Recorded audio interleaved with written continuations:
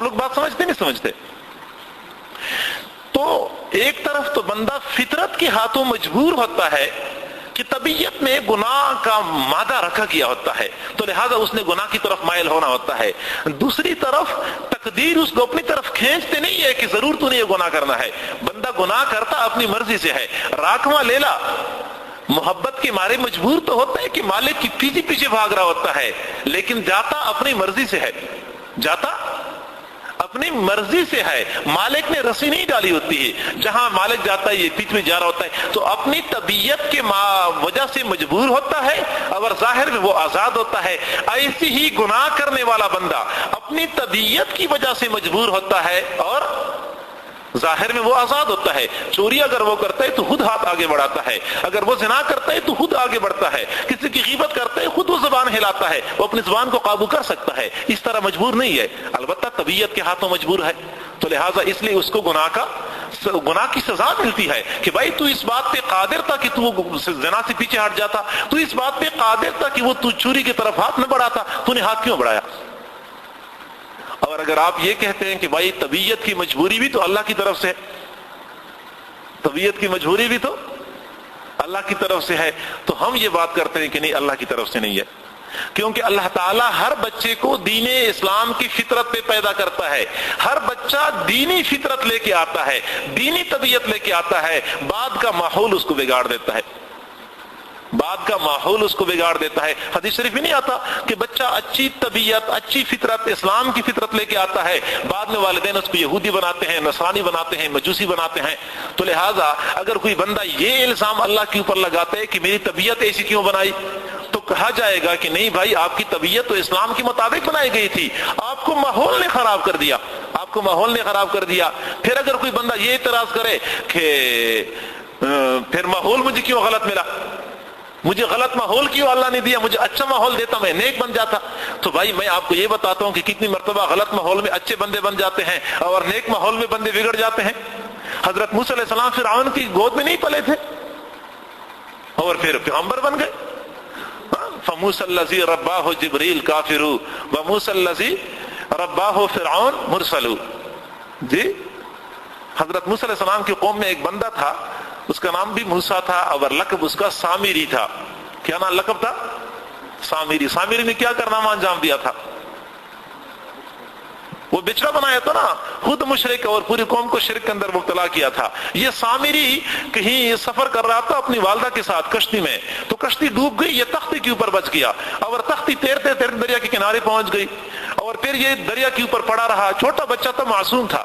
پھر جبرائیل امین آتے تھے، اس کی حفاظت کرتے تھے، اس کے لیے کھانے پینے کا انتظام کرتے تھے. جبرائیل علیہ السلام نے اس سامری کو پالا تھا اور سامری کو پالا. پھر یہ سامری بعد میں خود مشرک بنا، پوری قوم کو شرک کے اندر مبتلا کر دیا.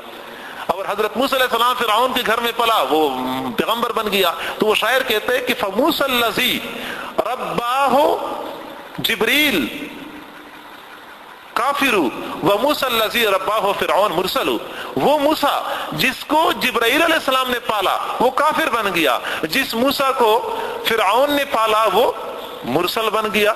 تو بھائی اگر آپ یہ شکوہ کرتے ہیں کہ مجھے ماحول غلط کیوں ملا، بھائی اگر آپ کوشش کر لیتے، آپ کو اللہ نے عقل دی تھی، تو غلط ماحول میں بھی آپ نیک بن سکتے تھے. کتنی مرتبہ غلط ماحول میں لوگ نیک بن جاتے ہیں، آپ نے اس وقت کوشش کیوں نہیں کی؟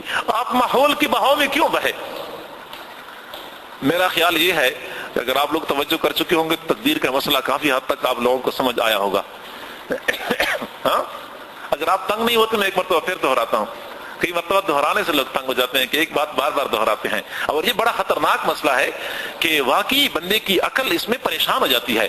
کہ کبھی تو کہتے ہیں کہ انسان مجبور ہے، تقدیر میں جو کچھ لکھا ہوتا ہے بندے نے وہی کرنا ہوتا ہے، اور کبھی یہ کہتے ہیں کہ انسان کو سزا ملے گی. اب اگر انسان کے مقدر میں زنا لکھا ہوا ہے، سزا کیوں ملتی ہے؟ تو حضرت علی کرم اللہ وجہ سے کسی نے پوچھا کہ انسان مجبور ہے یا آزاد ہے؟ تو فرمایا کہ اپنے ایک ٹانگ اٹھا لو. اس آدمی نے کھڑے کھڑے ایک ٹانگ اٹھا لی. فرمایا دوسری اٹھا لو. تو دوسری نہیں اٹھا سکتا. اب ایک بندہ ایک ہی وقت میں دونوں ٹانگیں کیسے اٹھائے جو کھڑا ہوتا ہے؟ تو کہنے لگا بس اب اس قدر آزاد ہے اور اس قدر مجبور ہے. ہاں ایک ٹانگ اٹھانے میں تو یہ مختار ہے اور دوسرے پاؤں اٹھانے میں وہ مجبور ہے. گویا کہ من وجہ یہ آزاد ہوتا ہے، من وجہ یہ مختار ہوتا ہے، مرضی کا مالک ہوتا ہے. جیسے کہ وہ راکھواں لیلا ایک اعتبار سے تو مجبور ہوتا ہے کہ مالک کے پیچھے جانا اس کی فطری طبیعت کی مجبوری بن چکی ہوتی ہے، مالک کی محبت دل میں ہوتی ہے. اور ایک اعتبار سے آزاد ہوتا ہے، گلے میں کوئی رسی تو ہوتی نہیں ہے، اگر وہ پیچھے بھاگنا شروع کر دے بھاگ جائے گا، آزاد. اسی طرح یہ انسان طبیعت کے ہاتھوں تو مجبور ہوتا ہے لیکن اپنی قوت کے اعتبار سے یہ آزاد ہوتا ہے. طبیعت تو چاہتی ہے کہ زنا کرے، طبیعت تو چاہتی ہے کہ چوری کر لے، طبیعت تو چاہتی ہے کہ حرام کھائے، طبیعت ایسی بنی ہوئی ہے.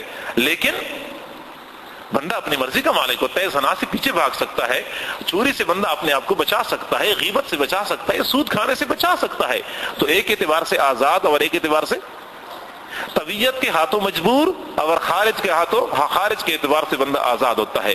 پھر اگر آپ کہتے ہیں کہ اس بندے کی طبیعت ایسی کیوں بنائی گئی، یہ بھی تو سوال ہو سکتا ہے کہ میری طبیعت کیوں خراب بنائی گئی. تو بھائی طبیعت اللہ نے خراب نہیں بنائی، تو نے خود خراب کی ہے، تیرے ماحول نے خراب کی ہے. کیونکہ اللہ تو فرماتے ہیں کہ ہر بچہ، اللہ کے نبی فرماتے ہیں کہ ہر بچہ دین اسلام کی فطرت پہ پیدا ہوتا ہے. یہ تو بعد میں ماحول کی وجہ سے بندہ بگڑ جاتا ہے. پھر آپ یہ سوال کریں کہ مجھے ماحول کیوں خراب ملا، اگر مجھے اچھا ماحول مل جاتا میں اچھا بن جاتا. بھائی اچھے ماحول میں لوگ برے بن جاتے ہیں، برے ماحول میں لوگ اچھے بن جاتے ہیں. اس کی بہت ساری مثالیں دنیا کے اندر موجود ہیں. تو بھائی بندہ عمل کرتا ہے تو اس کا خود ذمہ دار ہوتا ہے، اپنی مرضی سے کرتا ہے، کوئی اس کو کھینچتا نہیں ہے. دیکھیں میرے پاس بالفرض و تقدیر پسٹل ہے، اور کوئی بھی بندہ سامنے جا رہا ہے، میں اس سے ناراض ہو گیا یا ویسے مجھے غصہ ہے اس کے اوپر، میں اپنے ہی ہاتھ سے فائر کرتا ہوں اور اس کو قتل کرتا ہوں. نعوذ باللہ، اللہ تعالیٰ ہمیں سب کو بچائے ایسے اعمال سے. تو فائر اگر بالفرض میں کروں تو کون کہتا ہے کہ میں مجبور تھا؟ کون کہتا ہے؟ آپ کہتے ہیں کہ تقدیر میں لکھا ہوا تھا. تقدیر میں تو لکھا ہوا تھا، لیکن تقدیر میں ساتھ یہ بھی لکھا ہوا تھا کہ بندہ اپنی مرضی سے کرے گا، بندہ اپنی مرضی سے قتل کرے گا. یہ تو ایک صورت ہو گئی. ایک اور صورت ایسی بن گئی کہ ایک آدمی ہے، میرے ہاتھ میں پسٹل ہے اور میں نے ویسے ہی پسٹل پکڑا ہوا ہے. اب ایک اور بندہ آتا ہے اور وہ بس میرے ہاتھ کو ایسے پکڑ کے اٹھا لیتا ہے، اور جہاں میں نے انگلی دی ہوئی ہے وہ ایسے میری انگلی کو دبا دیتا ہے، اور سامنے ایک بندہ کو فائر لگ جاتی ہے، بندہ قتل ہو جاتا ہے. اب اس کو کہیں گے کہ یہ بندہ مجبور تھا، کیونکہ میں نے اپنے مرضی سے تو قتل نہیں کیا، اب میں مجبور تھا.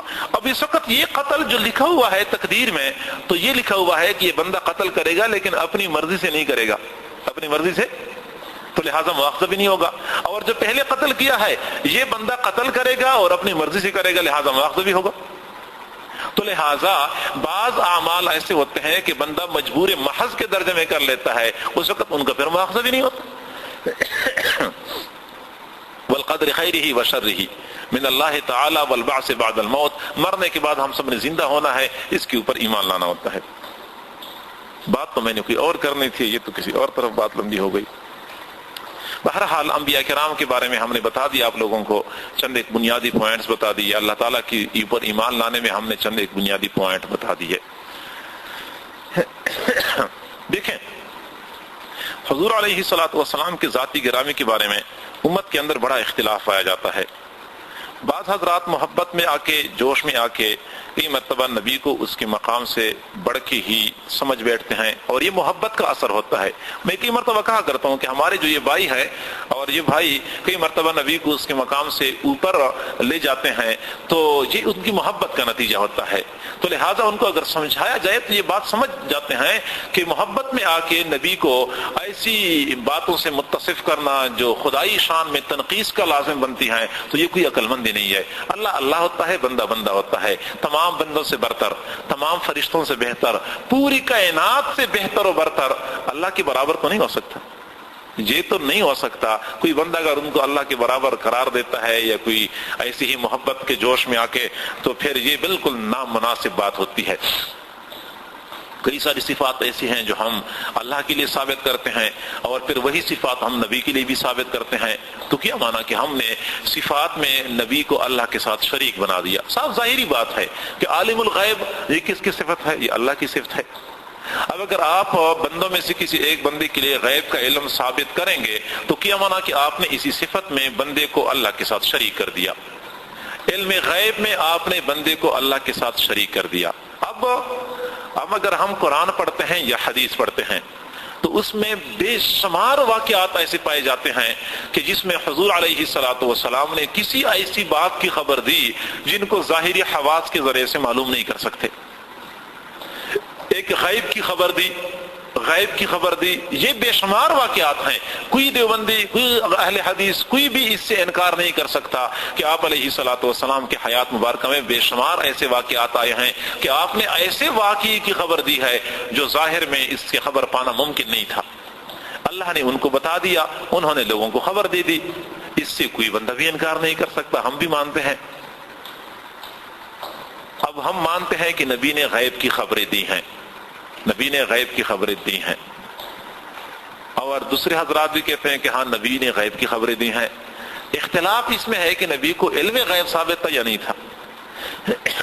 اب ذرا بندہ کھلے دماغ سے تعصب کی پٹی ہٹا کے ذرا سوچے کہ کیا ایسے واقعات بھی نبی کریم صلی اللہ علیہ وسلم کی زندگی میں آئے ہیں کہ کوئی بات تھی جس میں آپ نے کوئی خبر نہیں دی، غیب کی بات تھی، آپ نے کوئی خبر اس کے بارے میں نہیں دی.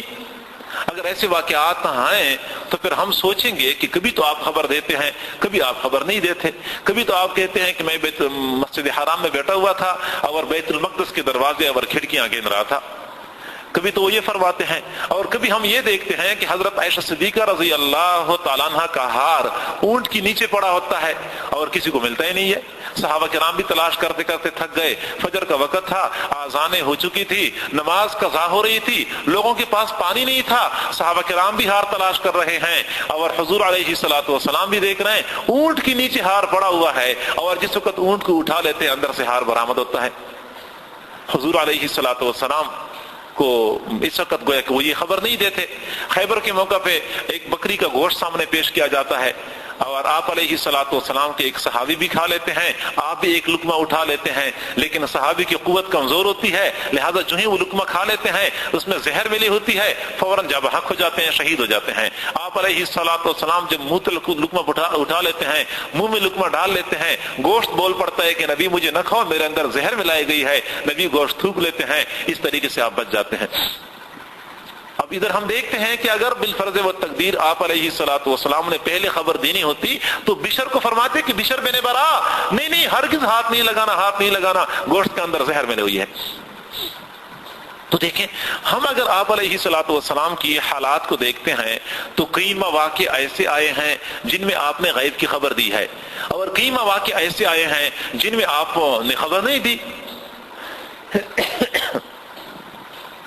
اب تو اگر ایسا ہوتا کہ آپ ہر موقع پہ، ہر بات کے بارے میں، ہر وقت پہ آپ یہ غیب کی خبر دیتے، پھر تو ہم کہتے کہ نبی کو علم غیب حاصل ہے، کیونکہ ہر وقت آپ نے غیب کی خبر دی ہے، ہر موقع پہ دی ہے، ہر عمل کے بارے میں دی ہے.